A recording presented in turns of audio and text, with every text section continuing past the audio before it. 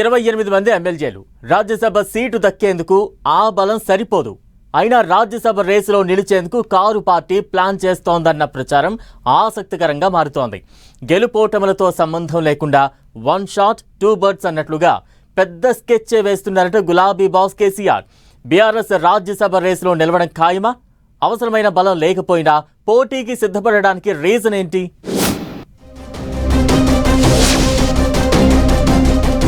తెలంగాణలో ఆసక్తికరంగా రాజ్యసభ ఎన్నికల రాజకీయం.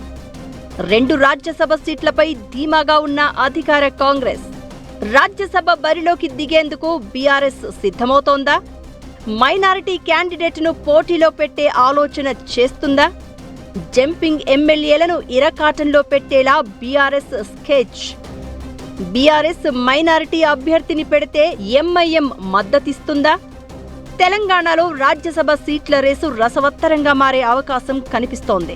రాష్ట్రం నుంచి ఖాళీ అయిన 2 రాజ్యసభ సీట్లు ఎమ్మెల్యేల సంఖ్యాబలం ప్రకారం తామే దక్కించుకుంటామని అధికార కాంగ్రెస్ పార్టీ ధీమాతో ఉంది.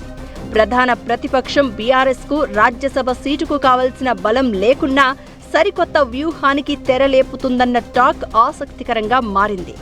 గెలుపు ఓటములతో సంబంధం లేకుండా రాజకీయంగా కలిసి వచ్చే అంశాలపై గులాబీ బాస్ కేసీఆర్ దృష్టి పెట్టారు అన్న గుసగుసలు వినిపిస్తున్నాయి. రాజ్యసభ ఎన్నికల్లో తెలంగాణ అసెంబ్లీలోని మొత్తం 119 మంది ఓటు హక్కు వినియోగించుకుంటే ఒక్కో రాజ్యసభ సీటు గెలుచుకునేందుకు 40 ఓట్లు అవసరం పడుతుంది. ఈ లెక్కన 2 రాజ్యసభ స్థానాలకు 82 మంది ఎమ్మెల్యేల బలం కావలసి ఉంటుంది.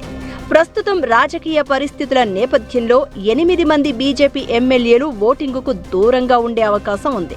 అప్పుడు ఒక్కో రాజ్యసభ సీటు గెలవాలంటే 38 ఓట్లు అవసరం కానున్నాయి. 2 రాజ్యసభ స్థానాలకు 76 మంది మద్దతు తెలపాల్సి ఉంటుంది.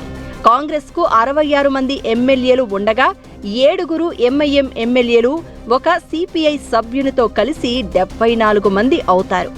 కోటా సరిపోకపోతే రెండో ప్రాధాన్యత ఓట్లు, ఆ తర్వాత తొలగింపు ప్రక్రియ చేపట్టడంతో ఫిరాయింపు ఎమ్మెల్యేల ఓట్లు కీలకమవుతాయి. మరో విధంగా చూసుకుంటే అధికార కాంగ్రెస్ పార్టీకి సిపిఐతో కలిపితే 67 మంది ఎమ్మెల్యేల బలం ఉంది. ఎంఐఎం మద్దతు లేకపోయినా జంపింగ్ ఎమ్మెల్యేలను కలిపితే అప్పుడు హస్తం పార్టీ బలం 76కు చేరుతుంది. అప్పుడు ఈజీగా 2 రాజ్యసభ స్థానాలను కాంగ్రెస్ పార్టీ కైవసం చేసుకుంటుంది. పార్టీ మారిన ఆ 10 మంది ఎమ్మెల్యేలకు బీఆర్ఎస్ పార్టీ విప్ జారీ చేసినా అనర్హత వేటు వేసే అవకాశం లేదు కాబట్టి పెద్దగా ఇబ్బందేం ఉండదు అని హస్తం పార్టీ పెద్దలు భావిస్తున్నారట. అయితే రాజ్యసభ రేసులో నిలిచే విషయంలో బీఆర్ఎస్ లెక్కలు మరోలా ఉన్నాయట. రికార్డుల ప్రకారం బీఆర్ఎస్ బలం 37గా ఉంది. ఇందులో 10 మంది ఎమ్మెల్యేలు ఇప్పటికే కాంగ్రెస్ లో చేరిపోయారు. పటాన్చెరు ఎమ్మెల్యే గూడెం మహిపాల్ రెడ్డి హస్తం పార్టీకి దూరంగా ఉంటూ వస్తున్నారు. మహిపాల్ రెడ్డిని మినహాయిస్తే మిగతా 9 మంది ఎమ్మెల్యేలు అధికార పార్టీతోనే కొనసాగుతున్నారు. అంటే ప్రస్తుతం బీఆర్ఎస్ కు గూడెం మహిపాల్ రెడ్డితో కలిపి 28 మంది ఎమ్మెల్యేలు మాత్రమే ఉన్నారు. అయితే 28 మంది ఎమ్మెల్యేలున్న బీఆర్ఎస్ పార్టీ మైనారిటీ అభ్యర్థిని బరిలోకి దించే ఆలోచన చేస్తోందట. మైనారిటీ క్యాండిడేట్ను పెట్టి ఎంఐఎం మద్దతు కోరే అవకాశం ఉందట. మైనారిటీ అభ్యర్థికి ఎంఐఎం సపోర్ట్ చేయకపోతే ఆ పార్టీ తీరును ఎక్స్పోజ్ చేయొచ్చనే భావనలో కారు పార్టీ నేతలు ఉన్నారట. ఇక జంపింగ్ ఎమ్మెల్యేలకు విప్ జారీ చేస్తే వారు ఎవరికి ఓటేస్తారో మరోసారి స్పష్టం కానుందని, వాళ్లను కూడా ఇరకాటంలో పెట్టేలా ప్లాన్ చేస్తోందట బీఆర్ఎస్ పార్టీ. ఒకవేళ ఎంఐఎం సపోర్ట్ చేసినా బీఆర్ఎస్ గెలిచే అవకాశం లేదు. మరో 3 మద్దతు అవసరం ఉంటుంది. అయితే గెలవకపోయినా పోటీకి దిగాలని కారు పార్టీ భావించడానికి లెక్కలు వేరే ఉన్నాయన్న చర్చ జరుగుతోంది. రాజ్యసభ ఎన్నికల్లో రాజకీయ పార్టీలు ఎమ్మెల్యేలకు విప్ జారీ చేసే అవకాశం ఉంటుంది. ఎమ్మెల్యేలు ఏ అభ్యర్థికి ఓటు వేశారనేది ఆ పార్టీ ఏజెంటుకు తప్పకుండా చూపాల్సి ఉంటుంది. అలా చూపకపోతే వాళ్ల ఓట్లు చెల్లదు అంటారు.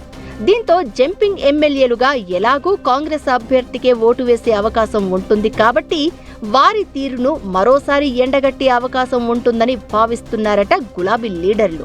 మైనారిటీ క్యాండిడేట్ను బరిలోకి దింపడం ద్వారా ఎంఐఎం వైఖరి కూడా స్పష్టమవుతోందని భావిస్తున్నారట. బీఆర్ఎస్ రాజ్యసభ రేసులో నిలుస్తుందా? ఒకవేళ గులాబీ పార్టీ క్యాండిడేట్ను పెడితే ఈక్వేషన్స్ ఎలా ఉంటాయో చూడాలి మరి.